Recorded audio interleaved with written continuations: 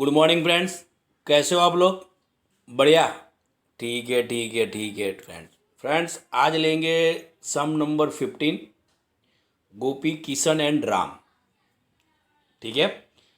their profit and loss sharing ratio is 1/2, 1/3 and 1/6। देख लीजिए friend, यहाँ पे बॉटम कॉमन नहीं है, तो सबसे पहले तो बॉटम कॉमन कर लो। यानी 1/2 है, तो उसको फ्रेंड्स बॉटम में 6 लाने के लिए 3 से मल्टीप्लाई करेंगे, तो ऊपर 3 से, यानी 3 × 1 = 3। यहाँ पे 2 से मल्टीप्लाई करना पड़ेगा, यानी 2 × 1 = 2, और 1 तो वैसे ही है। यानी प्रॉफिट शेयरिंग रेशियो है हमारा 3:2:1। ठीक है फ्रेंड। यहाँ पे कैपिटल अकाउंट और करंट अकाउंट ओपन है फ्रेंड्स, तो सीधी बात है, हमें कैपिटल अकाउंट और करंट अकाउंट दोनों ड्रॉ करने पड़ेंगे। कैपिटल में सिर्फ कैपिटल ही लिखी जाएगी, यानी 30, 20 एंड 30। ठीक है।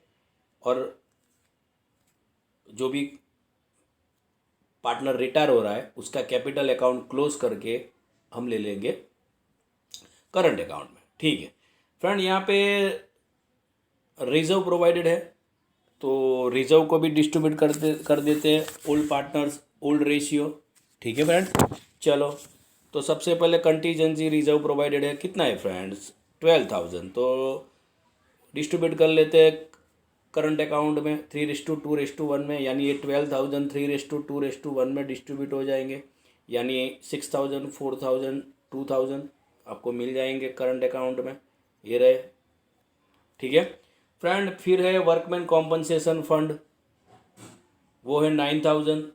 तो कोई एडजस्टमेंट नहीं है, तो उसको भी डिस्ट्रीब्यूट कर लेंगे 3:2:1 में, तो 4,500, 3,000, 1,500। करंट अकाउंट का बैलेंस भी प्रोवाइडेड है, तो वो भी मेंशन कर लेंगे। तो यहाँ पे क्रेडिट बैलेंस है 8,000 और क्रेडिट बैलेंस है 10,000। कृष्णा का करंट अकाउंट का डेबिट बैलेंस है, तो डेबिट साइड मेंशन कर देंगे। ठीक है। चलो नेक्स्ट, फिर एडजस्टमेंट ले लेते हैं फ्रेंड्स। चलो, अब फ्रेंड्स जितनी पुरानी गुडविल है, तो फ्रेंड्स यहाँ पे गुडविल हमारे पास पुरानी पड़ी है 1,500, तो उसको भी 3:2:1 में डिस्ट्रीब्यूट कर लेंगे। ठीक है। तो फ्रेंड ये भी हो गया। नेक्स्ट एडजस्टमेंट ले लेते हैं, फर्स्ट वाला, the value of machinery is to be. Adjustment ले लेते हैं friends. The value of machinery is to be increase by 10%, यानी मशीनरी की वैल्यू 10% इंक्रीज करनी है। तो मशीनरी कितनी प्रोवाइडेड है? 60,000। उसमें 10% इंक्रीज कर देंगे फ्रेंड्स, यानी 66,000। आपकी मशीनरी इंक्रीज हो गई, तो फिर तो सीधी बात है, रिवैल्यूएशन अकाउंट में आपको क्रेडिट साइड 6,000 मिल जाएंगे। The value of trademark is to be reduce up to 40%, यानी ट्रेडमार्क में 40% डिक्रीज करना है। तो फ्रेंड हमारे पास ट्रेडमार्क कितना पड़ा हुआ है? 18,000। ठीक है ना। अब यहाँ पे देखो, the value of trademark is to be reduce up to 40%, यानी अप टू 40% है फ्रेंड, तो यानी 60% हमें डिक्रीज करना पड़ेगा। अप टू है, यानी 40% रखना है हमें। तो सीधी बात है, जितना ट्रेडमार्क डिक्रीज हुआ तो वही रिवैल्यूएशन अकाउंट में डेबिट साइड है। अप टू 40% है, यानी 60% डिक्रीज करना है फ्रेंड, सॉरी 60% डिक्रीज करना पड़ेगा ट्रेडमार्क। डन। चलो next, bad debt reserve on debtor is to be kept at 15%। Debtors पे बेड डेव रिजर्व रखना है 15%। तो सीधी बात है, पहले चले जाएंगे बैलेंस शीट में। डेटर्स हमारे 26,000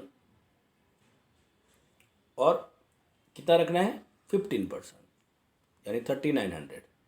अब हमारे पास ओल्ड और न्यू दोनों बेड डेव रिजर्व है। ठीक है। तो ओल्ड और न्यू उसी हिसाब से ले लेंगे। तो bad debt reserve liability side हमें मिल जाएगा 8,000, ये ओल्ड हो गया, और 3,900 न्यू हो गया। ओल्ड ज़्यादा है तो एंट्री क्रेडिट साइड पाएगी, कितना ज़्यादा है? तो 8,000 माइनस 39,000, 8,000 माइनस 3,900, सॉरी 3,900, यानी 4,100। ठीक है फ्रेंड्स। यहाँ पे एंट्री क्रेडिट साइड क्यों आई फ्रेंड्स? क्योंकि ओल्ड बैड डेट रिजर्व ज़्यादा है। ठीक है फ्रेंड्स, चलो next. Discount on bills receivable of 1300 which is to be discounted on due date. No amount is received from the debtor. तो फ्रेंड्स यहाँ पे बिल्स रिसीवेबल डिस्काउंट कर लिए। हमारे पास बिल्स रिसीवेबल कितना पड़ा हुआ है फ्रेंड्स? बिल्स रिसीवेबल है कि नहीं है? नहीं है। ठीक है, नहीं है। तो discounted bill receivable of 1300 which is dishonoured, यहाँ पे डिसऑनर हुआ है। चलो ध्यान से सुनिएगा फ्रेंड, ट्रांजेक्शन को यानी डिस्काउंट करवाया पर हुआ नहीं है, यानी डिसऑनर हो गया है यहाँ पे, सीधी बात है। तो डिसऑनर का मतलब यही होता है कि मैच्योरिटी डेट पे पेमेंट नहीं मिला हुआ है। तो सीधी बात है, बैलेंस शीट में चले जाएंगे, दोनों के दोनों एक ही साइड की एंट्री है। अब देख लो यहाँ पे 1300 माइनस हो जाएगा क्योंकि पैसे नहीं मिले। ठीक है, और ध्यान से सुनिएगा, अब पैसे मिले ही नहीं है, पैसे मिले ही नहीं है, तो सीधी बात है एक्सपेंसिस हो गया। तो डिसऑनर बिल है तो रिवैल्यूएशन अकाउंट में डेबिट साइड। फिर से बिल डिसऑनर हुआ है यानी मैच्योरिटी डेट पे पेमेंट नहीं मिला हुआ है फ्रेंड। ठीक है friends, next adjustment number 5, goodwill of the firm is valued at 60,000। Firm की वैल्यू कितनी निकाली उन्होंने? 60,000। डन। तो सीधी बात है कि जो पार्टनर रिटायर हो रहा है, तो यहाँ पे फ्रेंड्स राम रिटायर हो रहा है, ध्यान से सुनिएगा। तो राम रिटायर हो रहा है यानी राम यानी हमारे पास जो पार्टनर राम है, सीधी बात है राम रिटायर हो रहा है,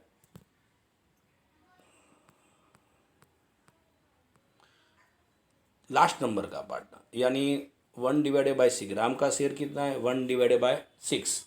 ठीक है, अब गेन कौन कर रहा है वो देखना पड़ेगा। पहले राम की गुडविल ढूंढ लेते हैं, राम की गुडविल ढूंढ लेते हैं। तो राम का शेयर है 1/6 यानी टोटल गुडविल फर्म की निकाली 60,000। 1/6 यानी राम का शेयर गुडविल में हो जाएगा 10,000 रुपीज़, ये रहा। ठीक है फ्रेंड्स, अब ये शेयर किसको मिलेगा?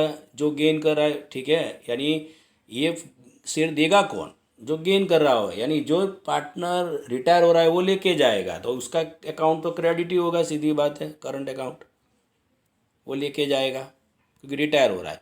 देगा कौन? यानी ये गेन मिल किसको रहा है? गेन वही देगा, ये वाला ही शेयर। तो गेन यहाँ पे देख लो, अपने न्यू माइनस ओल्ड करोगे तो आप बाकी के दो पार्टनर गोपी और कृष्णा का गेन ढूंढोगे, तो यहाँ तो गेन आ ही नहीं रहा है, यहाँ पे गेन आ रहा है। तो सीधी बात है, पूरे का पूरा जो गेन मिल किसको रहा है? गोपी को, तो गुडविल भी वही भुगतेगा। तो यही जनरल की पोस्टिंग कर लो आप, गोपी के अकाउंट में यानी करंट अकाउंट में डेबिट साइड, और राम के करंट अकाउंट में क्रेडिट साइड। यानी जो गेन कर रहा है उसका अकाउंट डेबिट होगा, जो गेन कर रहा है उसका अकाउंट डेबिट होगा। तो सीधी बात है, तो फिर तो दोनों के अकाउंट में पोस्टिंग डाल दो गुडविल की, ये रही 10,000 10,000। बाकी की जनरल तो हम ऑलरेडी प्रोवाइडेड है। ठीक है friends, next adjustment new profit sharing ratio provided, वो तो हमने यूज़ कर ही लिया। फ्रेंड ये वाला एडजस्टमेंट अच्छा था, बिल डिस्काउंटेड वाला, बराबर। तो जो बिल डिस्काउंट करवाया है, डिस्काउंटेड बिल डिसऑनर हुआ है। डिसऑनर का मतलब ये हुआ है कि मैच्योरिटी डेट पे पेमेंट नहीं मिला हुआ है। ठीक है फ्रेंड, तो रिवैल्यूएशन अकाउंट में डेबिट साइड डाल दिया। ठीक है, और बैंक में से कैश एंड बैंक बैलेंस में से हमने उसका बैलेंस रिड्यूस कर दिया, ये रहा। ठीक है, अब ले लेते हैं इन्वेस्टमेंट का, इन्वेस्टमेंट का एडजस्टमेंट ले लेते हैं फ्रेंड्स।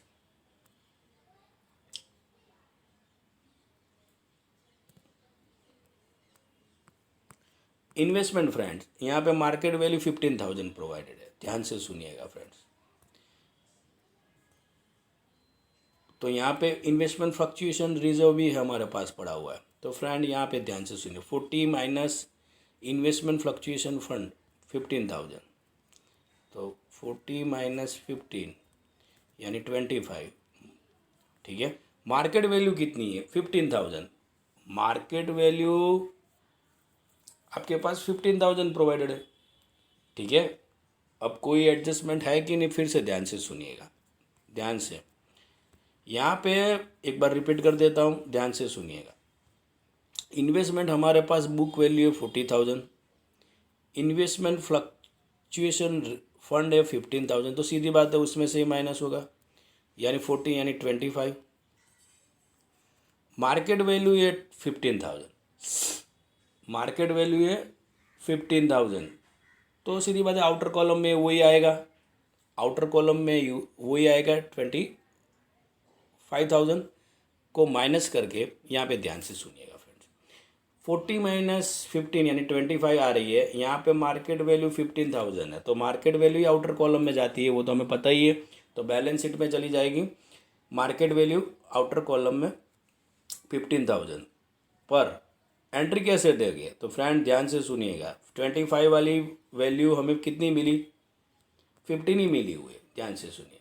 तो सीधी बात है कि 10,000 का लॉस गया, तो रिवैल्यूएशन अकाउंट में कौन सी साइड पे आएगा? डेबिट साइड पे। I am repeating for third time, ये वाला एडजस्टमेंट फ्रेंड बहुत ही अच्छा था, बहुत ही अच्छा था। 40,000 का इन्वेस्टमेंट है बुक वैल्यू, 15,000 का फ्लक्चुएशन फंड है, तो माइनस करेंगे, यानी 40 माइनस 15 यानी 25। मार्केट वैल्यू 15,000 ही है, तो आउटर कॉलम में तो 15 जाएगा, यानी डिफरेंस अमाउंट 10,000 लॉस हुआ। तो लॉस हुआ तो सीधी बात है रिवैल्यूएशन अकाउंट में डेबिट साइड जाएगा। फ्रेंड्स सबके सब एडजस्टमेंट क्लियर हो गए, ठीक है। और कोई एडजस्टमेंट बाकी नहीं है, सबके सब हमने ले लिए। मशीनरी कंप्लीट हो गया, bad debt reserve, investment, trademark, ठीक है, सब कंप्लीट हो गया।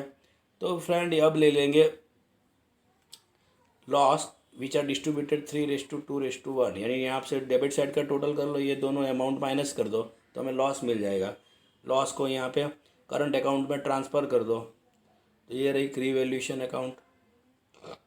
राम जा रहा है तो राम का कैपिटल अकाउंट ओपन ही होगा, तो हमें करंट अकाउंट को क्लोज करके कैपिटल अकाउंट में डाल लेना है। फ्रेंड जो भी पार्टनर रिटायर हो रहा है तो उसका करंट अकाउंट क्लोज करके कैपिटल अकाउंट, क्योंकि कैपिटल अकाउंट ओपन होता है उस टाइम पे, यानी करंट अकाउंट ही क्लोज होके कैपिटल अकाउंट में जाता है। फिर यहाँ से, ठीक है, 21,250 कैपिटल अकाउंट का बैलेंस है, ठीक है। बाकी के पार्टनर्स के करंट अकाउंट और कैपिटल अकाउंट के बैलेंस हमें बैलेंस शीट में मेंशन ही कर देने हैं। फ्रेंड देख लो, क्लोज करके बैलेंस निकालना, जो भी पैसे बाकी रह रहे वो राम की लोन हो जाएगी, क्योंकि कैश अभी पेमेंट करना नहीं है, क्योंकि उतना पेमेंट भी नहीं है हमारे पास। देखो उतना पेमेंट कर पाए रिटायरिंग पार्टनर को, उतना हमारे पास फ्रेंड्स बैलेंस भी प्रोवाइडेड नहीं है, तो सीधी बात है कि हम पेमेंट नहीं कर पाएंगे। बाकी के जनरल तो वही की वही पोस्टिंग उसी हिसाब से देते जाओ, ठीक है। बाकी के पार्टनर्स के करंट अकाउंट और कैपिटल अकाउंट उसी हिसाब से मेंशन कर दो, बैलेंस टोटल करके निकाल दो। तो फ्रेंड्स कोई भी क्वेश्चन हो तो रेज कर देना। ये वाले सम्स के लिए इतना ही।